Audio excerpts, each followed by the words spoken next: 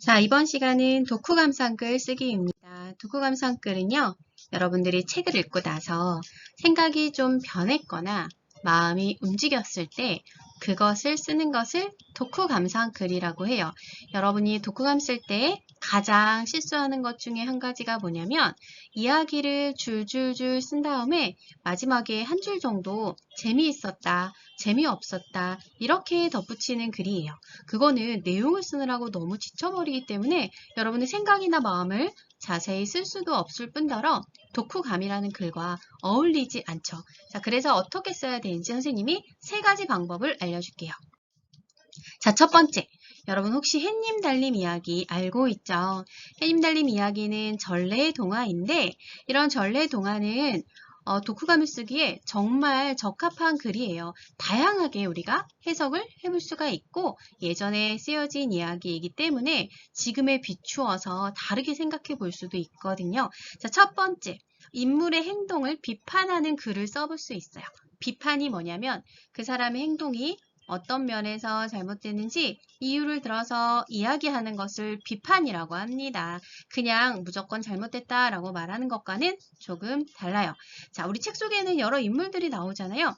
한번 동화를 읽고 나서 이 인물이 이런 행동은 이러이런 점에서 잘못한 것 같아. 이렇게 쓰면 인물의 행동을 비판하는 독후감이 금방 되는 거예요. 자, 한 편 읽어볼게요. 욕심이 지나친 호랑이. 호랑이는 욕심이 참 많다. 떡을 다 먹고도 오누이의 엄마를 잡아먹었다.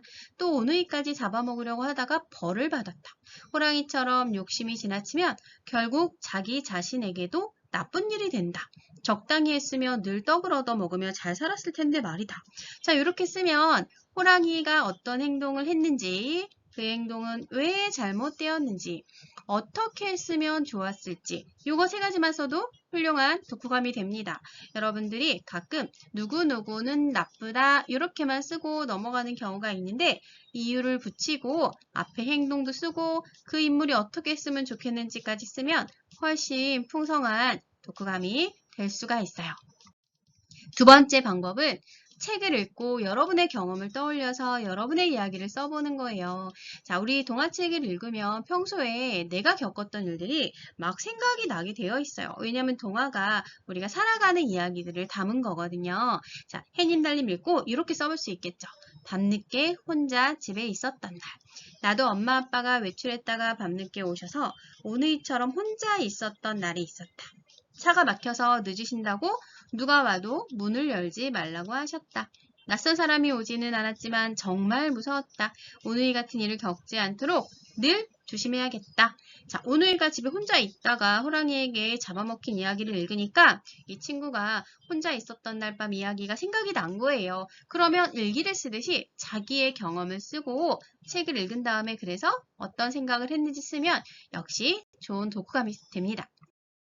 세 번째, 주제를 다르게 생각해 보는 거예요. 이거는 우리가 일부러 생각을 한다기보다는 여러분들이 책을 읽고 이거 좀 이상한데 라고 생각되는 지점들이 있을 거예요. 그걸 나의 생각을 넣어보는 건데 자, 우리 이야기는 작가가 여러분들에게 어떤 주제를 전달하기 위해서 쓰는 작품이에요. 그래서 읽는 사람은 그거와 다르게 생각할 수 있는 건 어쩌면 당연할 수도 있는 거거든요. 자, 한번 또 읽어볼게요. 오누이의 행복을 빈다. 남을 죽이면 호랑이처럼 큰 벌을 받는 게 당연하다고 생각했다. 그래야 같은 일을 다시 하지 않을 것이다. 그런데 죄 없는 오누이가 해와 달이 된 것은 좀 이상했다. 오누이는 그냥 사람으로 살게 두었으면 더 좋았을 거다. 행복해야 할 오누이까지 벌을 받은 것 같아.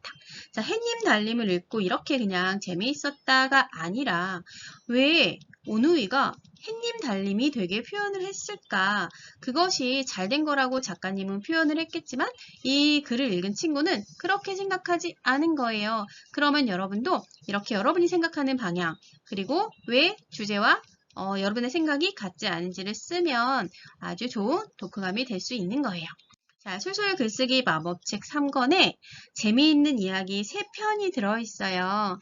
그 3가지 동화를 읽고 교재에 나온 대로 먼저 내용 파악을 해본 다음에 인물의 행동을 비판하는 독후감, 내 경험과 연결짓는 독후감, 주제를 다르게 생각해보는 독후감 요거에 맞춰서 써볼 수가 있습니다. 우리 이 독후감 모두 어떻게 쓰는지 옆에 도움말들이 있으니까 어렵지 않게 쓸 수 있을 거예요.